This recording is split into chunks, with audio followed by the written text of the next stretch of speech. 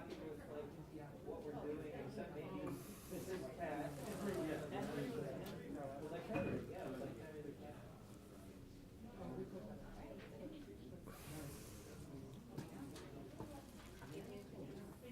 Yeah, of course.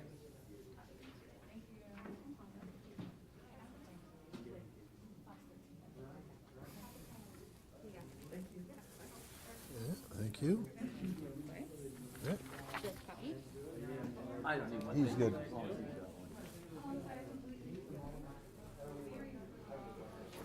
1st. Yep.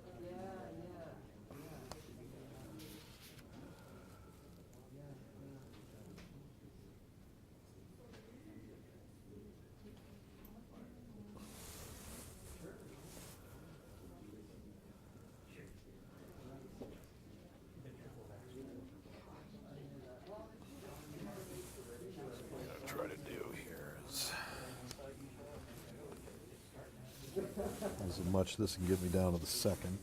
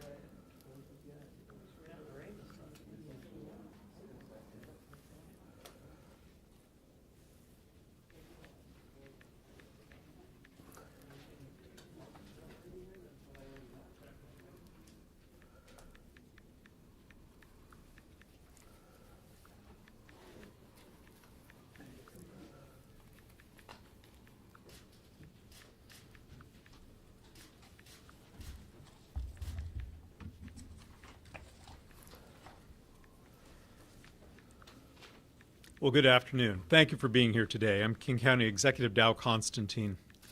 I'm very pleased to be joined by Mayor Bruce Harrell of the City of Seattle and by our County Health Officer, Dr. Jeff Duchin.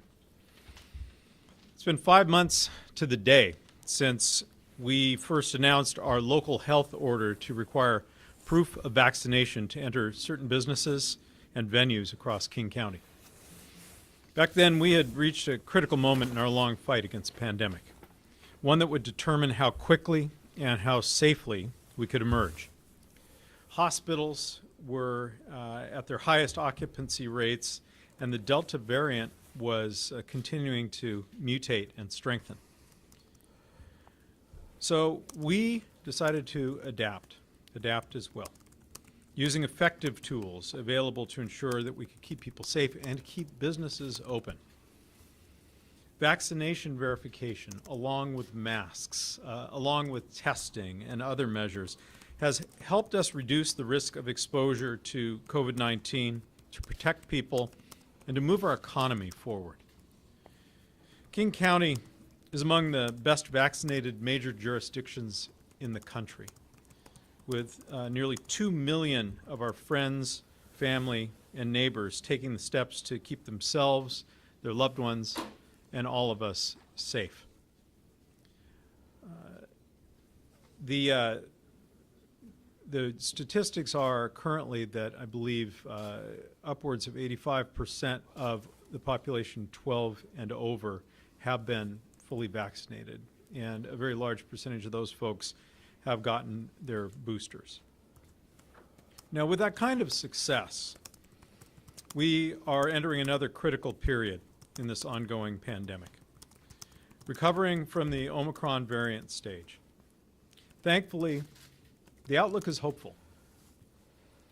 Following this major surge in infections, this major surge in hospitalizations, COVID-19 cases and hospitalization rates are decreasing. Our vaccination and booster rates continue to increase at the same time. So let's be clear. We are not entirely out of the woods yet, but there is a clear path forward. Our success in vaccination and decreasing case counts and hospitalizations are why today I can announce that we will be lifting the local health order that requires proof of vaccination to enter certain businesses and venues beginning March 1. Now, while King County is lifting this requirement, businesses and organizations may still choose to continue requiring vaccines to protect themselves, their employees, their customers. And we support them in that choice.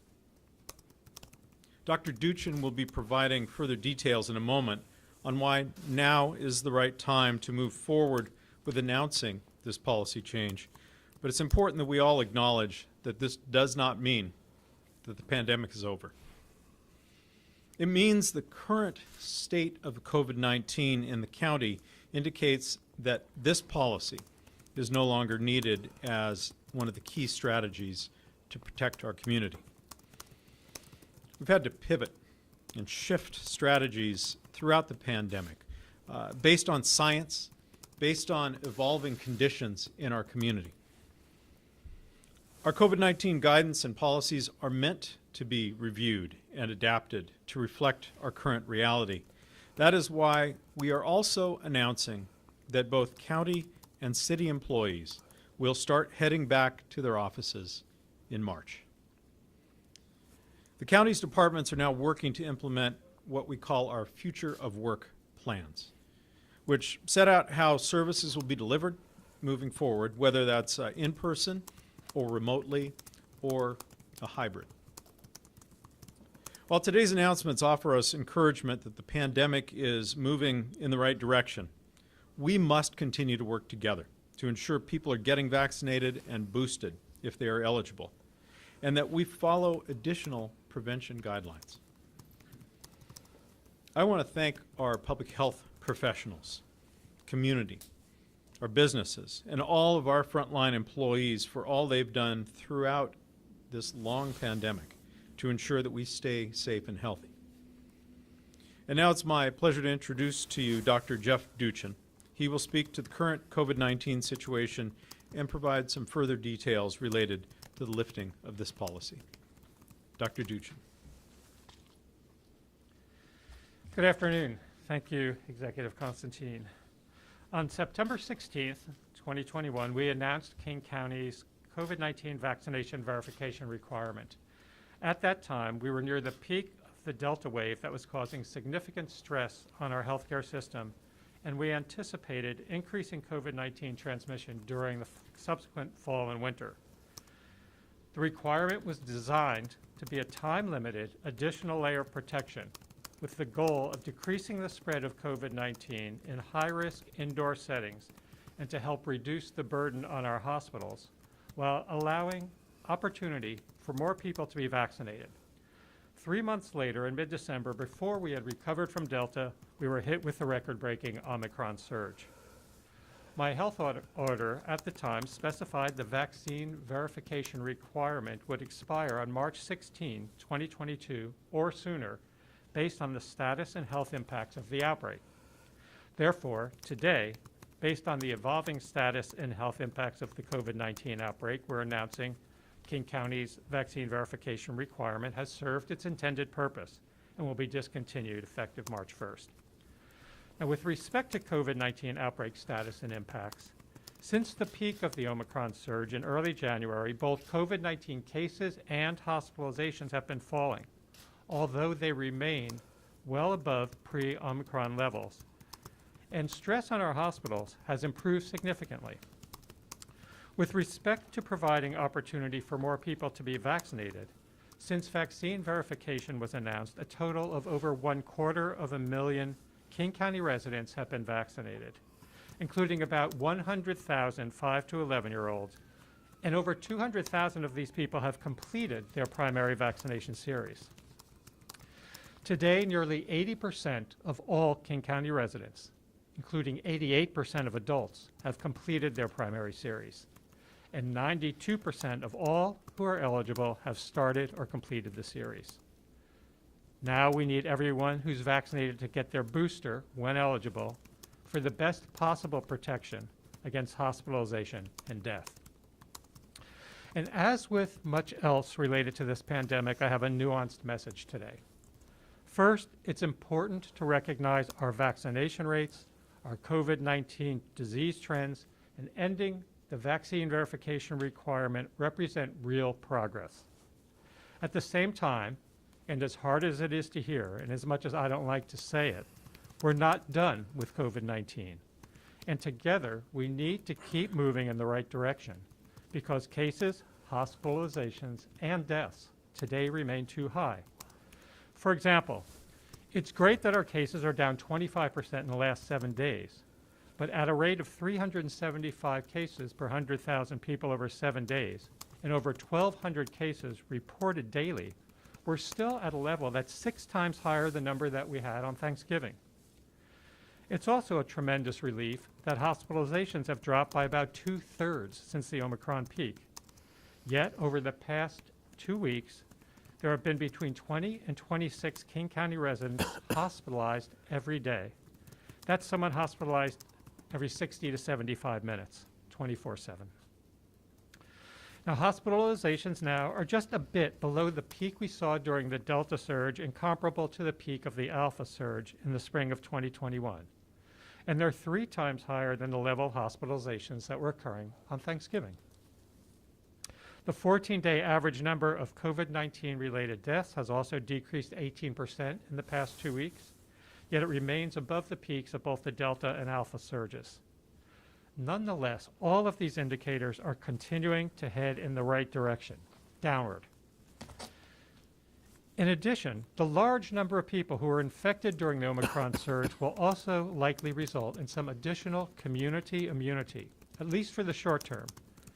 But because we don't know how long immunity from infection lasts, or have a way to measure it or test for it in individuals, and because vaccination improves the level of protection even after infection, vaccination is recommended for everyone, even those who have been previously infected. I also want to add my thanks to those of Executive Constantine, to those in our business community and our frontline workers for their efforts to implement King County's vaccine verification requirement, and also to our community members who supported the vaccine verification process. I also again want to thank everyone who's been vaccinated and boosted when eligible for taking this most important step to protect yourselves, your loved ones, and our community. Overall, things are improving and disease rates are continuing to decline, and I am optimistic that over the long term, we're headed towards a time when COVID-19 will pose less of a threat to individuals, to our healthcare system, to our society, and our economy. With your continued help, I hope we will arrive there soon. Some have characterized our current situation as the transition from a COVID-19 pandemic to an endemic state. And regardless of when one thinks that transition occurs, simply using the term endemic does not really help us know what we can expect with respect to severity, frequency of surges, seasonal patterns, or overall impact on the population. What endemic does imply is a more predictable range of severity, temporal occurrence, and impacts. We just don't know with certainty at this time what that endemic state will look like or when it will arrive.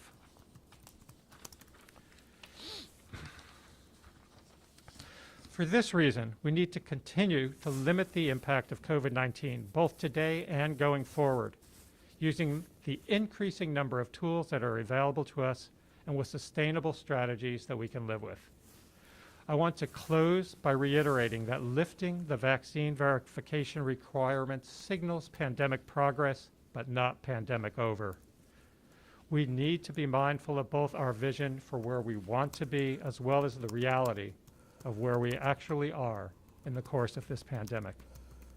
Today, we need to continue to use layered COVID-19 prevention precautions to help reduce the risk of infection and its serious impacts. This means businesses, organizations, and public spaces should continue to improve indoor air quality through ventilation and air filtration, one of the most important strategies that can make a difference no matter what COVID-19 variant may emerge in the future. Businesses and organizations should continue to support vaccination for their employees and their families and help employees to stay home when sick. For individuals who are unvaccinated, please consider getting vaccinated. And for those who are vaccinated, get boosted when you're eligible for the best protection. When possible, limit time in crowded indoor settings, especially ones that are poorly ventilated.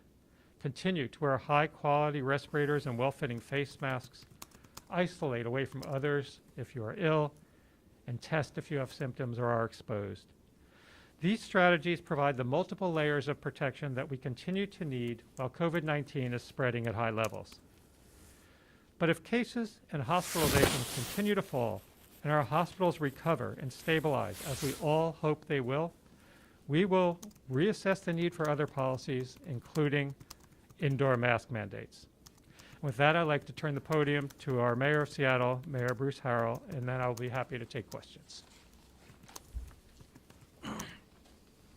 Thank you, Dr. Duchin, and thank you, King County Executive Dow Constantine, for allowing me to join you. So at the City of Seattle, quite candidly, we are very proud to once again collaborate with the county and follow their lead and follow the science.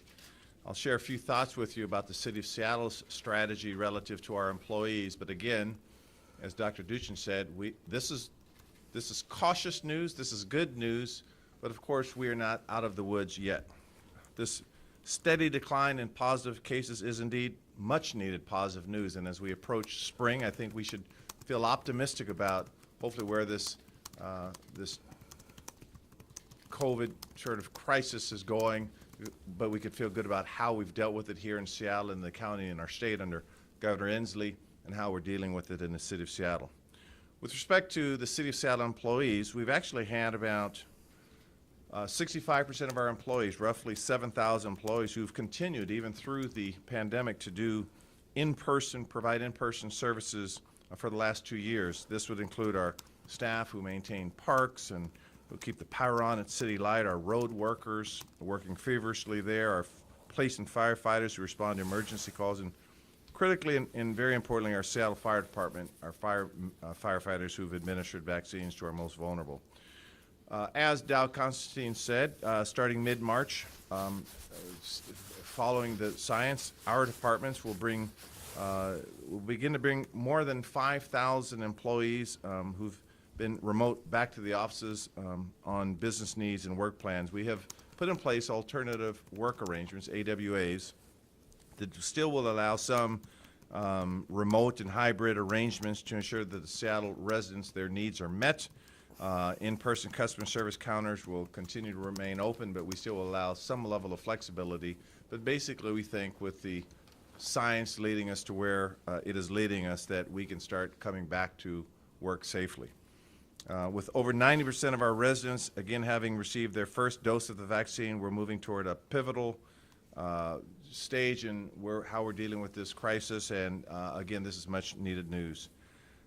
Again, we will continue to look at, following the county's lead, the disparities between vaccination rates between people of color and non-people of color. We'll look at that closely and do everything possible from the City of Seattle, including our mobile strategies, make sure we address that. But once again, this is much needed good news, but certainly not by any stretch of the imagination reckless in nature. We're cautiously optimistic about the direction we're heading and look forward to following the county's lead in this regard. Thank you very much. Well, thank you, Mayor Harrell, and you and I will do our best to answer questions, but as we said, we are following the science, and so we're going to center the scientists here as you have questions about not only the vaccine mandate, but our additional measures that are still in place to help protect the community against COVID infection. Please go ahead. I have a question for Dr. Duchin.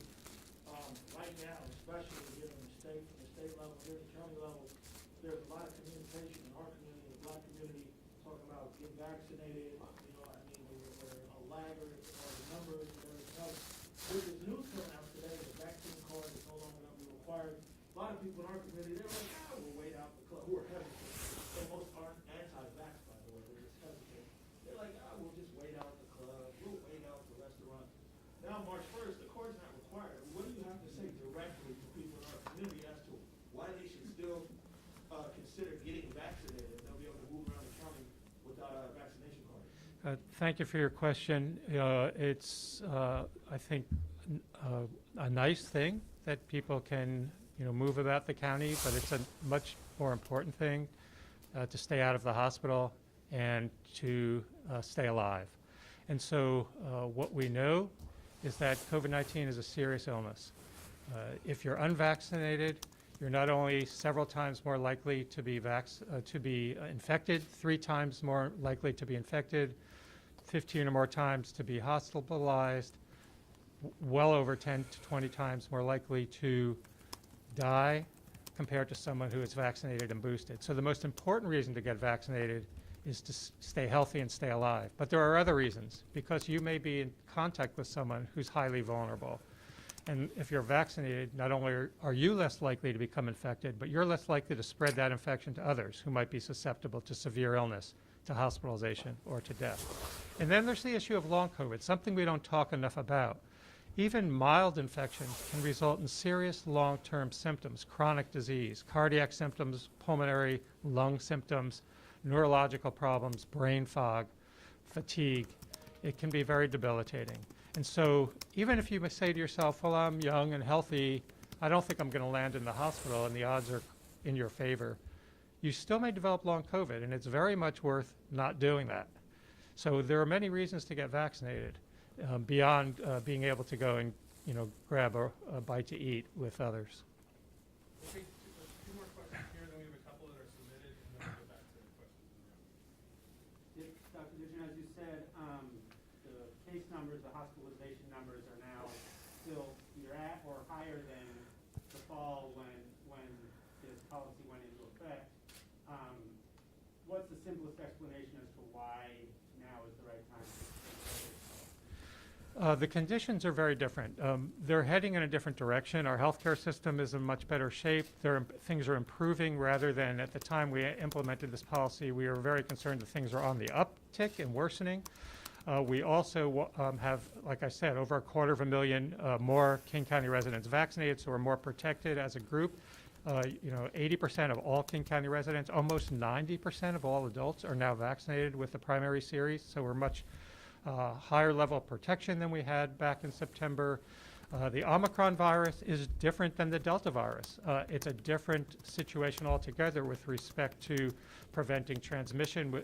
Don't forget booster doses, which we now are, part of our routine vaccination series, were not required or on the horizon when we announced this policy. So, we're policy at the time checking for the primary series 2 doses. Now it's a booster dose is what you need. So there are both scientific and logistical reasons why this policy is really no longer necessary at this point. Can you speak to why exactly March 1st? Because how much you're expecting things to decrease in the next couple of weeks? Is that simply for alignment with other policies? Some people will see these declining cases. Why not do it if it's March? Yeah, I think the conditions in the community are sufficient to no longer need this policy today, but we have worked with our stakeholders who wanted a transition period so that they could work with their staffs or customers and just prepare, for a formal transition on the 1st. So I have a couple questions submitted, and first for Dr. Duchin, Univision, as health officer, what would you like to see in your data before approving the idea of lifting the indoor mask mandate in King County? Yeah, so we are moving in the right direction towards, liberalizing policies, I think, across the country, as long as things continue to move in this direction. So what I would like to see is lower case numbers, right? Because, I've said we're over 300 per 100,000 over 7 days. That's still considered high transmission. So I'd like to see fewer infections in the community, and I would like to see our hospitalization rates come down a bit more. We are still at hospitalization rates that are comparable to the peak of just a little below the peak of the Delta, comparable to the peak of the Alpha surge in the spring of 21. And our hospitalization rates now are actually higher, for example, than the peak hospitalization rates that we see over the past 11 flu seasons. So a significant number of people still being hospitalized. So I think that I'd like to see those numbers come down a bit. I would like to see strong confirmation from our healthcare system that they are back to a stable operational status where they can take care of all the patients who need to be cared for, whether they have COVID, cardiac disease, a stroke, or a car accident and need trauma surgery, and that they can do that without resorting to or close to crisis standards of care, but in their conventional or with some slightly modified contingency response. So a stable healthcare system, falling hospitalization rates, and lower case rates. I think we're getting close. One more for Dr. Duchin. How do you propose protecting those who have not been able to be vaccinated, such as children under 5 and the immunocompromised individuals? This question really gets to the fundamental issue of how we work together as a community and help protect one another. We are wearing masks today indoors because we have a high level of COVID transmission in our community, and there's likely someone in this room who's immunocompromised, maybe more than one. We can take care of one another by wearing masks in indoor crowded settings. We need to use all of the layered protections, increase air quality through ventilation and filtration that will make a safer environment for everyone, and continue to get boosted and improve our vaccination rates so that there are fewer cases in the community that will expose people who are at high risk. Infants, young children not yet eligible, immunocompromised people, and the elderly who also remained extremely vulnerable over time, especially if they haven't been boosted. One more for Executive Constantine, and then we'll go back to the room. For the Puget Sound Business Journal, they're writing about Microsoft's announcement that it's implementing a hybrid work policy by the end of March. It expects more in-person employees. Microsoft is the second largest employer in King County. Is this a decision that can be made safely at this point in the pandemic? Well, Microsoft has been a strong partner in our work over the last 2 years, right from the start, in combating the pandemic, and I want to salute them and thank them for their leadership. I believe that they have very carefully examined the risk and the benefits of having employees back in the office, and that they're taking every precaution, as Microsoft is well able to do, to make sure people are safe. For our workforce, we are going to be bringing people back in different ways in different departments. In our agency, the executive office, we're going to be able to be in person or remote, be able to work a hybrid schedule. We're equipping our conference rooms with the technology to make sure everyone has access, whether they're on site or not on site. Public health will be doing similar work. And our goal is for each workplace to adopt the right mix of in-person and remote work for their mission and for their employees. And I think that we've learned a lot. The whole society has learned a lot over the last 2 years. And I think some of these lessons are going to resonate long after COVID has receded into memory. It is going to be very interesting to see as we return to the office how we were able to take some of the lessons, really build on some of the lessons that we learned as we all learned how to work with Microsoft Teams and Zoom and so forth, to improve productivity and to improve the working conditions for our employees.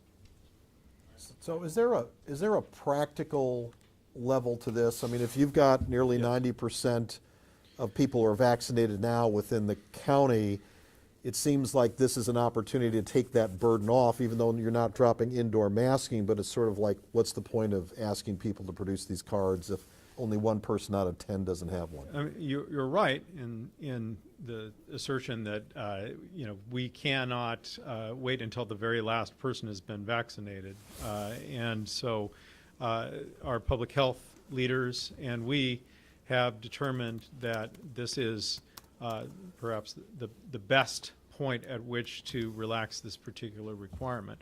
We need to get people back into the office as well so that we can get our economy going again. And that is not directly related But- to this vax requirement. Our employee vax requirement remains, but we, the city, private employers, really want to get our employees back interacting in person. And I got to tell you that as a resident of this city and county, I want those employees visiting our local restaurants and helping our economy get back on its feet. I mean, do you figure that this last 10%, 11%, 12% of folks, after having vaccines been available for a year and almost universally vaccinated for nearly, or available for nearly a year, do you feel that those folks are just not, you're never going to get there?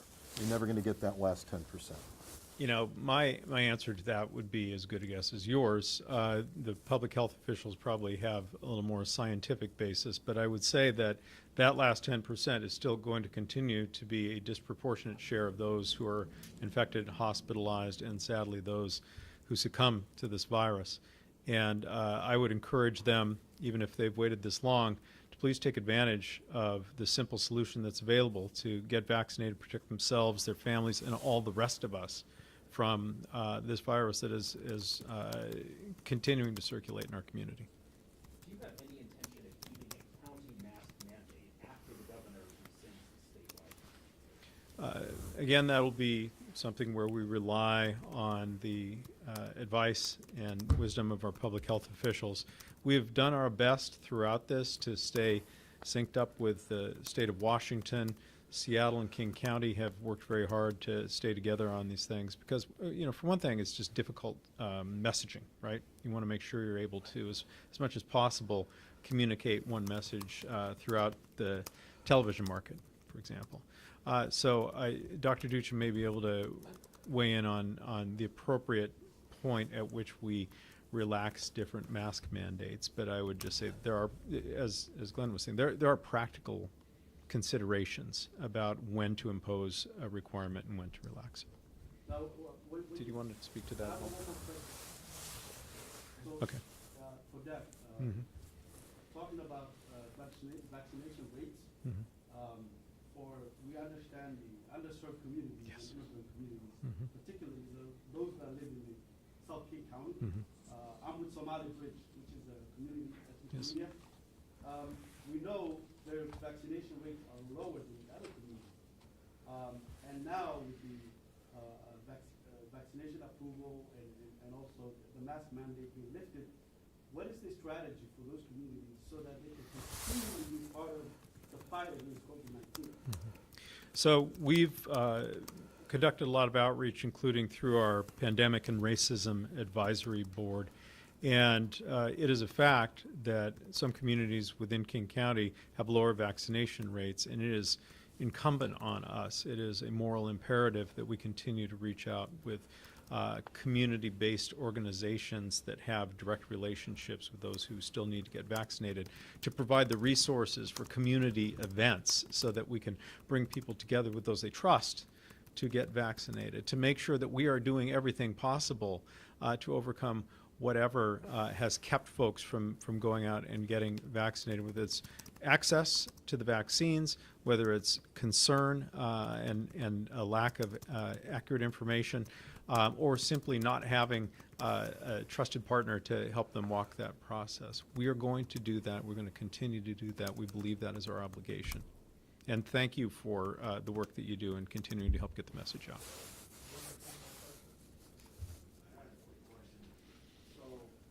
Up on Capitol Hill, a lot of neighborhoods here, like bars and small restaurants, it's already funky with people who, assaulted, with people at the door, talking crazy to them, everything over, the vaccine part. So have you guys thought through, like, what's gonna happen after March 1st, and there's a restaurant or a bar that's still saying that they wanna see the vaccine card? You got people here who are now like, hey, it's not required anymore, it's already a hostile space, is what I'm saying, in a lot of places. I understand that's a very difficult issue to deal with, of course. A business has a right to require that the people coming in are vaccinated, just as it has a right to require that they wear shoes and a shirt. And folks are not within their rights to challenge or try to intimidate that business that's trying to provide their employees and customers with that level of certainty. it is going to be ultimately a challenge for all of us to make sure that those kinds of requirements in individual businesses are respected. But again, as I said in my opening remarks, we support those businesses. If they choose to provide that assurance to their customers, their employees, we, by all means, want to give them our backing. Last question. What do you think of testing sites? Are we going to keep some open? So the question's about testing sites. Jeff, I'm going to want you to weigh in on this a little bit. Clearly, testing has been a critical component, particularly during this Omicron upsurge with so many infections happening. And I want to commend the federal and state government and our own public health agency for making tests, home tests, much, much more available to folks. It is providing a lot of confidence. It's also allowing people to do the right thing when they find out they're infected, to stay home and avoid infecting others.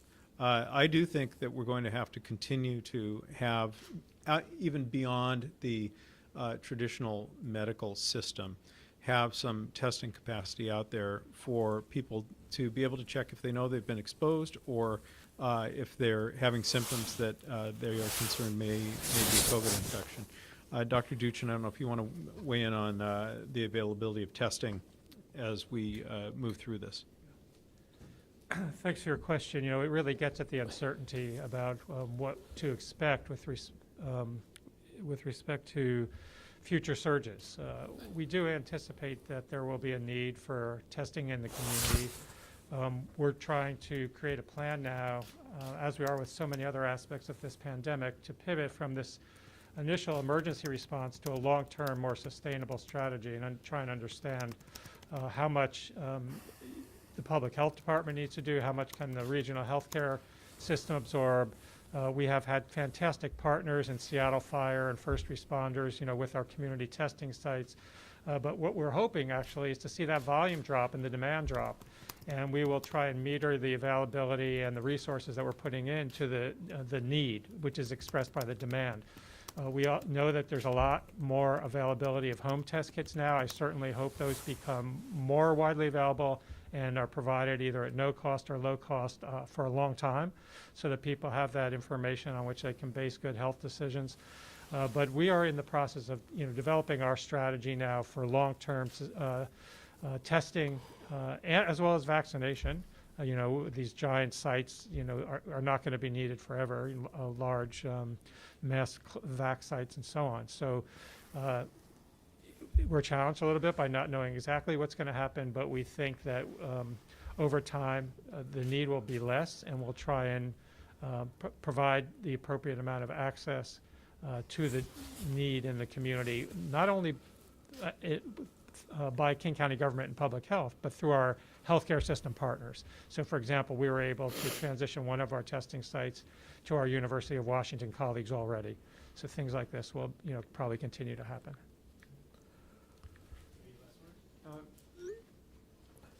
Just want to thank everyone for your excellent work in getting accurate information to the public throughout this so far 2-year process. It will have been 2 years just in a couple of weeks.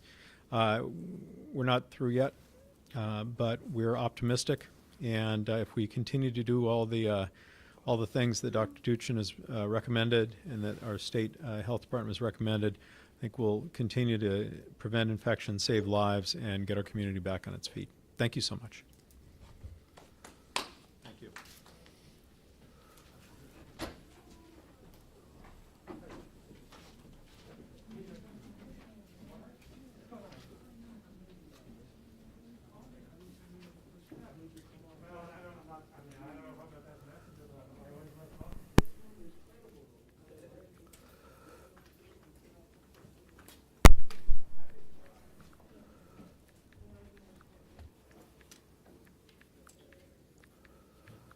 Okay, so we're on the air in 18 minutes.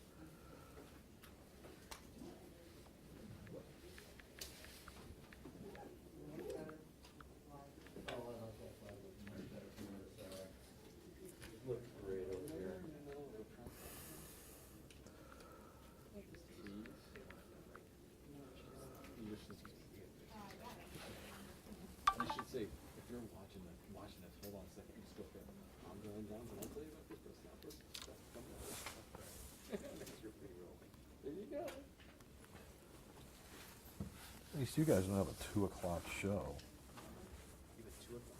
Yes. Just during the Olympics. That's just it. There's a 2, 3, and a 4 o'clock show during the Olympics. But then we're done at 4:30. I know, but that is, It's I've never aggressive. done it two, I've got 3 I've done for the. Yeah. Man, this 2 is. 2 is It's a little, early. well, they're cutting it back there, yeah. Oh, it's I gonna be can't really